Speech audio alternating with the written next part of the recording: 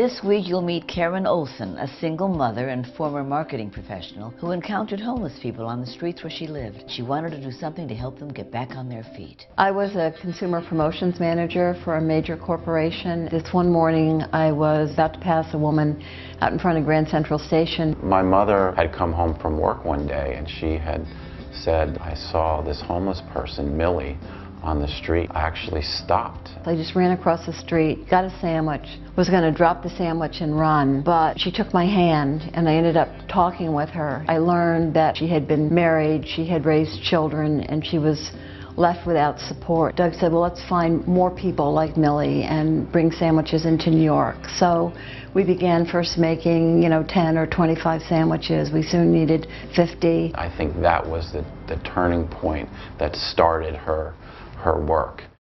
I knew chronic homelessness, but what I didn't know at the time, there were so many homeless families. Tragically, 1 in every 4 homeless persons is a child.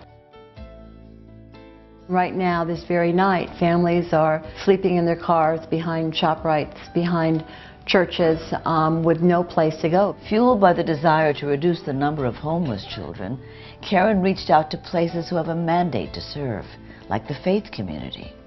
Not one church, synagogue, or mosque could be a full-time shelter, but as I met with representatives from all faiths, if we worked together, maybe we could do together what we couldn't do alone. Family Promise built alliances with congregations, synagogues, and mosques all over the United States.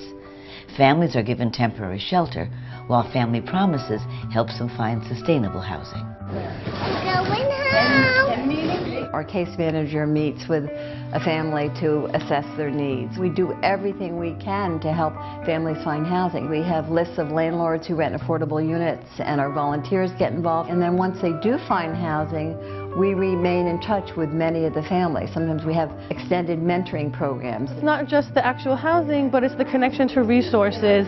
It's having a good job. We focus on education and looking for jobs that our families can get after they have a GED. People are compassionate. What Family Promise does very, very well is connect people in need with people who want to help. I was sleeping for the car. Call you Miss John, and Miss John said, "Call me Maria." For 2 days, she said, "Call me."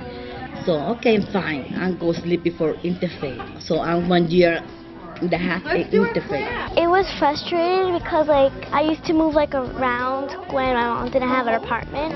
I used to go to my friend's house, to another house, like we are right now.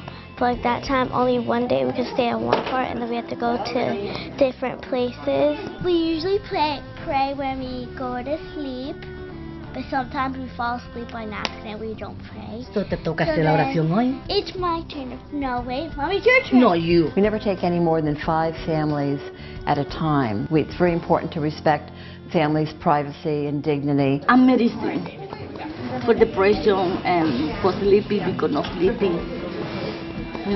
Sometimes it scares me when she has those problems, so sometimes I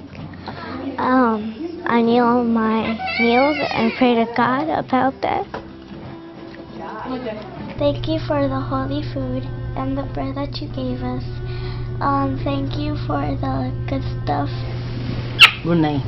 Sometimes I stop and think about what she's done, and I think, wow, there are thousands and thousands of kids and families who are out of the cold with people who care. He thought he could run away from God.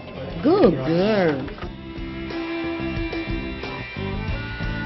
Karen's compassion is truly inspiring to me.